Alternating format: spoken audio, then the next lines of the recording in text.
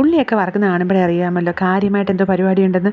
ഇത്ര 5 സവാള ഉള്ളി ഞാൻ വറുത്തെടുത്തതാണ്. വളരെ പെതുക്കെ നിന്ന് നമ്മൾ വേണം എടുക്കാനായിട്ട്. ഇത് ഹൈ ഫ്ലെയിമിലൊന്നും ഇട്ട് കരിച്ച് ഒന്നും പുകച്ച് കളയരുത്, അപ്പോൾ ടേസ്റ്റ് മാറിപ്പോകും. പിന്നെ ഞാൻ യൂട്യൂബിൽ കണ്ട ഒരു റെസിപ്പിയാണ് ചിക്കൻ ചുക്ക. സാധാരണ വീട്ടിലെന്നും നമ്മൾ ചിക്കൻ ഒരേ രീതിയിലാണ് വെക്കുന്നത്.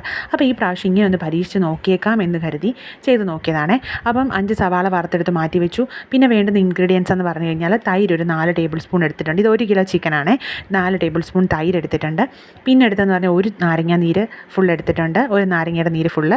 പിന്നെന്ന് പറഞ്ഞാൽ മഞ്ഞൾപ്പൊടി, മുളക് പൊടി, Kashmiri chilli powder 2 table spoon, പിന്നെ മല്ലിപ്പൊടി ടീസ്പൂൺ അളവിലാണ് എടുത്തേക്കുന്നത് 3 ടീസ്പൂണ്, കുരുമുളക് പൊടി 2 ടീസ്പൂണ്, പെരുംജീരകപ്പൊടി 1 ടീസ്പൂണ്, പിന്നെ മഞ്ഞൾപ്പൊടി, പിന്നെ ആവശ്യത്തിന് ഉപ്പ്, ഈ 5 സവാള വറുത്തത്, പിന്നെ തൈര് ഞാൻ പറഞ്ഞല്ലോ, തൈര്, ഈ പിന്നെ നാരങ്ങ നീരുമൊക്കെ ഒഴിച്ചിട്ട് ഇത് നന്നായിട്ട് അങ്ങോട്ട് കൈ കൊണ്ട് മിക്സ് ചെയ്ത് കൊടുത്ത് ഇവനെ അടച്ചങ്ങോട്ട് ഒരു 1/2 മണിക്കൂർ വെക്കണം.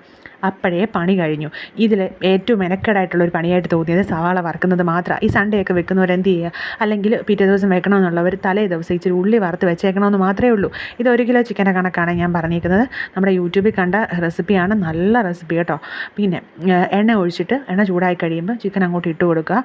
അവരെന്തോ ½ kg വെക്കുന്നത് കണ്ടത്, ഞാനത് 1 kg ചെയ്തു എന്നുള്ളതേ ഉള്ളൂ. നമ്മുടെ കയ്യിലുള്ളതനുസരിച്ചല്ലേ നമ്മൾ ചെയ്തത്. പിന്നെ എണ്ണ ചൂടായി കഴിയുമ്പോൾ ചിക്കൻ അങ്ങോട്ട് ഇട്ട് കൊടുക്കുക. കുറച്ച് ഒരു 3-4 മിനിറ്റ് നന്നായിട്ടൊന്ന് മിക്സ് ചെയ്ത് കൊടുത്തായിരുന്നു കേട്ടോ, ഹൈ ഫ്ലെയിമിലിട്ടിട്ട്.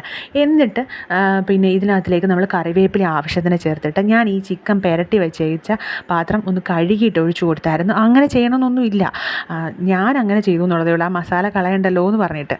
എന്നിട്ട് ലോ ഫ്ലെയിമിൽ വെച്ചിട്ട് അതിലെ വെള്ളമെല്ലാം ഇറങ്ങി നന്നായിട്ട് അത് പിടിച്ച് വരണം മസാലയെല്ലാം.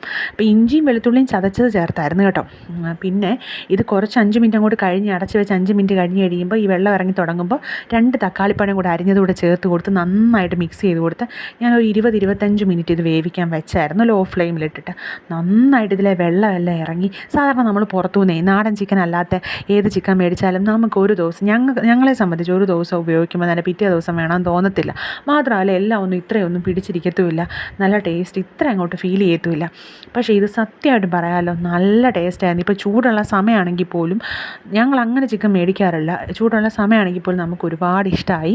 നല്ല റെസിപ്പിയാണ് കേട്ടോ, തീർച്ചയായിട്ടും നിങ്ങൾക്കും ഇഷ്ടമാവും. ഇപ്പോൾ ഈ സാധാരണ വീട്ടിൽ ഇവിടെ വെച്ച് കഴിഞ്ഞാൽ ഞാൻ മാത്രമേ പിറ്റേ ദിവസം കഴിക്കാൻ കാണത്തുള്ളൂ, അമ്മയൊന്നും കഴിക്കത്തില്ല. പക്ഷേ ഇത് അമ്മയ്ക്കൊക്കെ ഒരുപാട് ഇഷ്ടമായി കേട്ടോ. നിങ്ങൾക്ക് തീർച്ചയായിട്ടും ഇഷ്ടമാവും, ചെയ്ത് നോക്കണേ. ആകെ ഞാൻ നോക്കിയിട്ട് ഒറ്റ പണി ഈ ഉള്ളി വറക്കുന്നത് മാത്രമേ ഉള്ളൂ. അത് തലേ ദിവസം ചെയ്തങ്ങ് വെച്ചാൽ മതി. പിന്നെ സിമ്പിൾ പരിപാടിയല്ലേ, പുരട്ടി വെക്കുക, എണ്ണ ഒഴിക്കുക, 20 മിനിറ്റ് വെച്ച് അടച്ച് വെച്ച് വേവിക്കുക, ഇടയ്ക്കൊന്ന് ഇളക്കി കൊടുക്കുക, അത്രയേ ഉള്ളൂ. അപ്പോൾ ചാനൽ ഇഷ്ടമായ എല്ലാവരും സബ്സ്ക്രൈബ് ചെയ്യണം, ലൈക്ക് ചെയ്യണം, കമൻറ്റ് ചെയ്യണം, നിങ്ങളുടെ അഭിപ്രായങ്ങളൊക്കെ പറയണം. എല്ലാവരും സുഖമായിട്ടിരിക്കുന്നെന്ന് വിശ്വസിക്കുന്നു കേട്ടോ.